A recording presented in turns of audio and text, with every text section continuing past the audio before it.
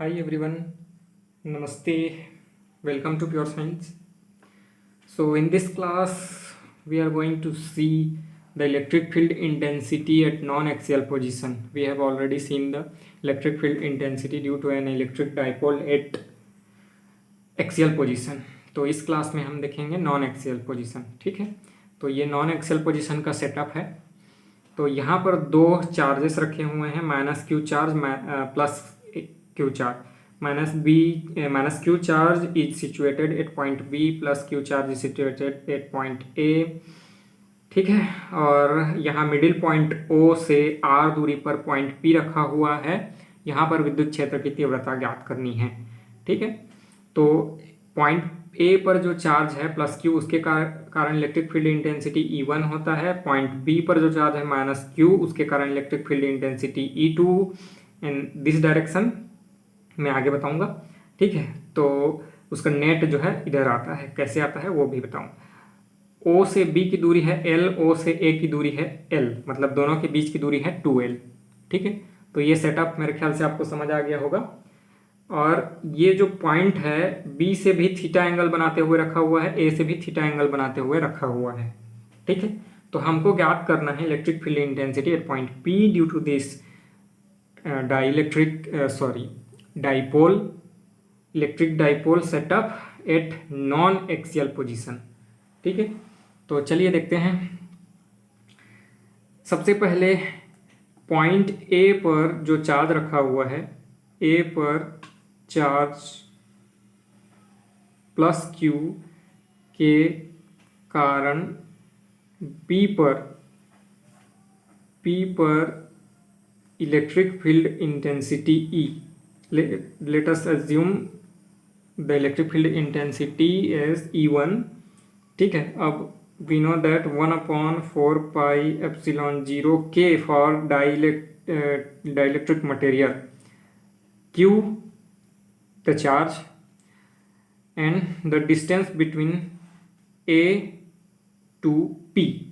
ठीक है, उसको हम लिख लेते हैं AP स्क्वायर, दोनों के बीच की दूरी का वर्ग. A से P डायरेक्शन में, किस डायरेक्शन में? A से P. क्यों P डायरेक्शन में? क्योंकि यहाँ पर भी प्लस चार्ज है और जो हम टेस्ट चार्ज ले रहे हैं ये भी प्लस चार्ज है, तो इधर रिपेल करेगा तो बाहर की ओर जाएगा, इसलिए E1 का डायरेक्शन ऊपर की ओर दिखाया हुआ है, बाहर की ओर. A से P की ओर बाहर. ठीक है, तो ये हो गया AP डायरेक्शन में. जो पॉइंट B पर प्लस माइनस चार्ज है, माइनस क्यू चार्ज के कारण P पर इलेक्ट्रिक फील्ड इंटेंसिटी E, इसको हम E2 लिखते हैं, तो E2 is given by 1/4 pi epsilon 0 K. क्योंकि डाइलेक्ट्रिक मटेरियल रखा हुआ है, तो अगर डाइलेक्ट्रिक मटेरियल नहीं रहेगा तो K का वैल्यू 1 हो जाएगा. PB है ना, जो भी डिस्टेंस है उसका स्क्वायर. अब ये डायरेक्शन PB है, इसलिए मैंने यहाँ पर PB लिख दिया है, BP भी लिख सकते हैं. P से B डायरेक्शन में क्यों? ठीक है, तो P से B डायरेक्शन में क्योंकि यहाँ माइनस चार्ज है, यहाँ प्लस चार्ज है, तो अट्रैक्ट करेंगे, है ना, इलेक्ट्रिक फील्ड अट्रैक्ट होगा, तो इसलिए इसका डायरेक्शन E2 अंदर की ओर है. ठीक है, E2 का डायरेक्शन अंदर की ओर है, P से B की ओर. ठीक है, तो ये PB. ठीक है, अब हम जानते हैं कि AP और BP दोनों का डिस्टेंस जो है बराबर है. Since AP is equal to BP, ठीक है, दोनों का डिस्टेंस बराबर है, BP और AP का जो डिस्टेंस है बराबर है, तो P पर जो है जो नेट इलेक्ट्रिक फील्ड E होगा वह, ठीक है, क्या होगा उसको निकालना है. तो AP और BP बराबर है, इसलिए E1 और E2 में डिफरेंस नहीं होगा, दोनों का मैग्नीट्यूड बराबर होगा. E1 और E2 का परिमाण बराबर होगा, परिमाण जो मैग्नीट्यूड है बराबर होगा. ठीक है, अब डायरेक्शन हमको देखना है. ठीक है, डायरेक्शन क्या होता है इसको देखना है. तो P पर परिणामी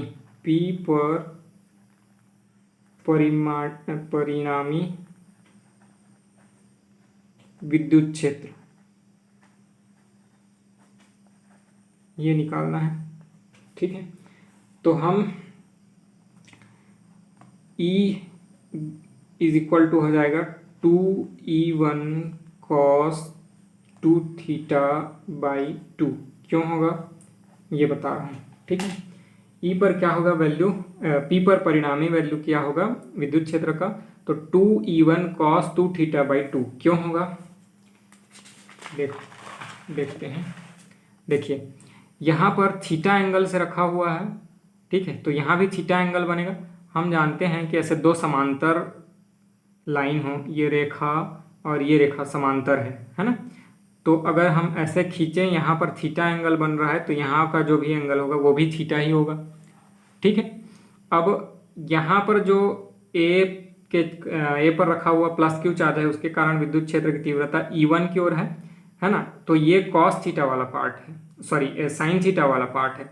जो ऊपर वाला जाएगा ये क्या होगा, ऊपर का कंपोनेंट E1 साइन थीटा, ये अगर हम इसको ऐसा डिवाइड करें तो यहाँ ऊपर की ओर जाएगा E1 साइन थीटा, ठीक है। इस तरफ जो जाएगा E1 कॉस थीटा होगा, E1 कॉस थीटा, ये लेफ्ट साइड में जो जाएगा, ठीक है। इसी प्रकार से E2 के कारण जो आएगा, तो एक इधर आएगा नीचे की ओर E2 साइन थीटा, जो वाई एक्सिस में होता है उसको साइन थीटा लेते हैं, तो E2 साइन थीटा नीचे की ओर जाएगा। और E2 कॉस थीटा जो है इस तरफ लेफ्ट साइड में ही जाएगा। E2 कॉस थीटा एक पर जो कंपोनेंट है एक्स डायरेक्शन में होगा, एक कंपोनेंट वाई डायरेक्शन में होगा। वाई डायरेक्शन वाला कंपोनेंट E2 साइन थीटा होगा, एक्स डायरेक्शन वाला कंपोनेंट होगा E2 कॉस थीटा।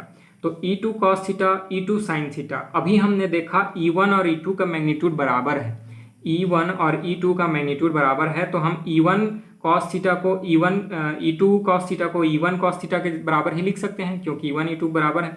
तो दोनों जुड़ जाएंगे और इधर होगा 2E1 cos theta, 2E1 cos theta. और ये दोनों का मैग्नीट्यूड भी बराबर होगा, E1 साइन थीटा और E2 साइन थीटा का, लेकिन डायरेक्शन तो अपोजिट है ना।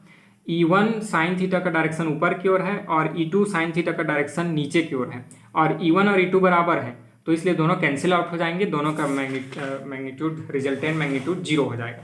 मतलब साइन वाला पार्ट 0 हो जाएगा, कॉस वाला पार्ट जुड़ जाएगा, 2E1 कॉस 2 थीटा बाई 2 होगा, ठीक है। मतलब दोनों का जुड़ करके यहाँ पर जो, ठीक है, यहाँ पर जो है थीटा 1 थीटा 2, मतलब थीटा दोनों जुड़ करके हो जाएगा आपका 2 थीटा बाई 2, है ना, 2 से डिवाइड कर देंगे तो एक्चुअल में वो आ जाएगा कॉस थीटा, ठीक।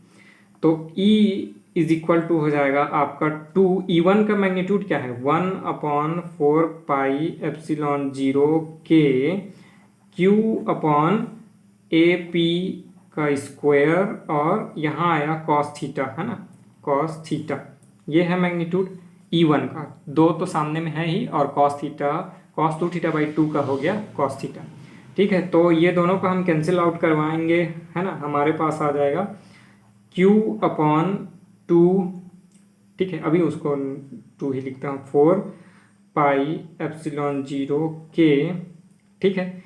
AP का वैल्यू हमको निकालना है और कॉस थीटा का वैल्यू निकालना है। यहाँ देख लेते हैं AP का वैल्यू और कॉस थीटा का वैल्यू, ठीक है।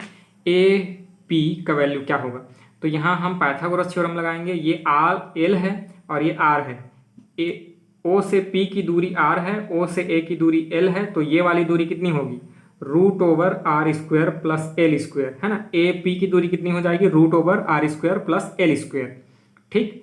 और कॉस थीटा का वैल्यू निकालना है, तो यहाँ कॉस थीटा लगाएंगे। कॉस थीटा बराबर क्या होता है, आधार बटे कर्ण, है ना। तो आधार कितना है, ये L, और कर्ण कितना है, R² प्लस L², ठीक है। तो L upon R², √L² plus R²। तो पहले AP का वैल्यू निकालते हैं। AP का वैल्यू क्या आया, √ आया R² plus L²। Cos theta का वैल्यू क्या आया, कॉस थीटा का वैल्यू आया L upon √L² plus R², ठीक है। अब यहाँ AP में स्क्वायर लगा है, तो इसलिए इसको स्क्वायर कर देंगे।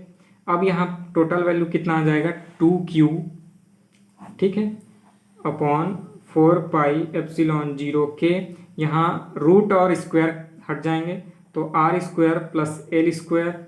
ठीक है, अब यहाँ एल है और नीचे में है R square plus L square root करके।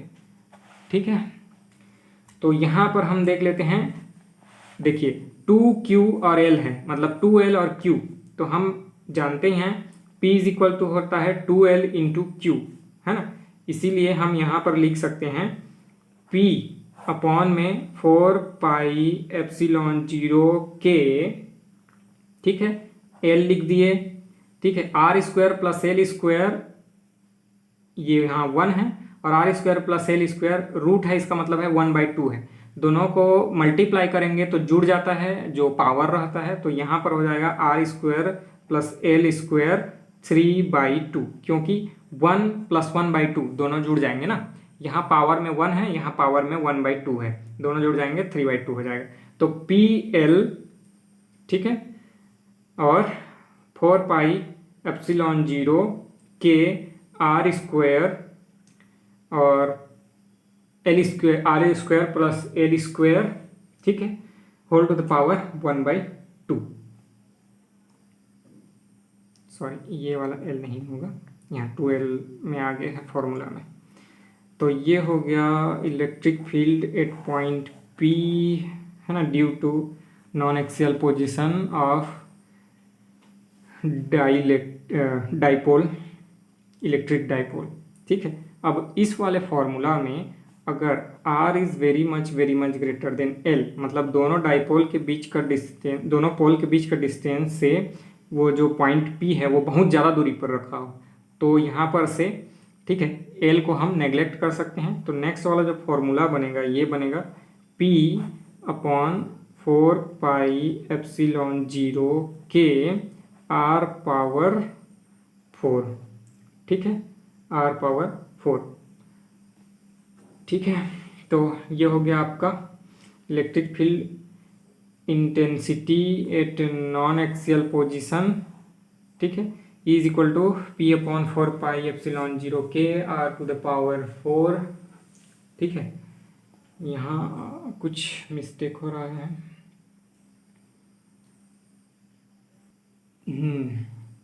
यहाँ R पावर 3 होगा। ठीक है, R पावर 3, ठीक है, आर स्क्वायर और ये नीचे वाला स्क्वायर कट जाएगा और 3 जो है ऊपर में चला जाएगा, मतलब R टू द पावर 3 होगा, 4 लिख दिया था मैं। ठीक है, तो R पावर 3 होगा। अब जो है हम कंपेयर कर सकते हैं नॉन एक्सियल पोजीशन और एक्सियल पोजीशन में, ठीक है, कि कौन सा इंटेंसिटी ज़्यादा होता है। तो ये नॉन एक्सियल पोजीशन का हो गया, नॉन एक्सियल पोजीशन। ठीक है, और एक्सियल में क्या होता है, एक्सियल पोजीशन में इलेक्ट्रिक फील्ड इंटेंसिटी E का वैल्यू होता है 2P अपॉन 4 पाई एप्सिलॉन 0 के R पावर 3। ठीक है, तो ये नॉन एक्सियल पोजीशन का है और नॉन एक्सियल पोजीशन का। ठीक है, यहाँ पर हम क्लियरली देख सकते हैं कि 2 गुना ज़्यादा होता है। एक्सियल पोजीशन में electric field intensity is twice the electric field intensity due to non axial position of dipole. ठीक है, तो डाइपोल का नॉन एक्सियल मतलब निरक्षीय स्थिति में जो इंटेंसिटी होता है P अपॉन 4 पाई एप्सिलॉन 0 के R टू द पावर 3 होता है, और एक्सियल पोजीशन में 2P अपॉन 4 पाई एप्सिलॉन 0 के R टू द पावर 3 होता है, जो कि 2 गुना है। ठीक है, तो ये हो गया आपका electric field intensity eight axial and non axial position both. ठीक है, तो इस वाले क्लास में कोई डाउट हो तो आप पूछ सकते हैं, नहीं तो हम अगले क्लास की ओर बढ़ेंगे। ठीक है, इलेक्ट्रिक पोटेंशियल पढ़ेंगे, विद्युत विभव क्या होता है। ठीक है, तो कोई भी डाउट हो तो आप कमेंट करके पूछिएगा, पुराने वीडियोस में भी। ठीक है, और अच्छा लगे तो शेयर कीजिएगा, सब्सक्राइब कीजिएगा चैनल को। मिलेंगे अगले वीडियो में। नमस्ते, थैंक यू।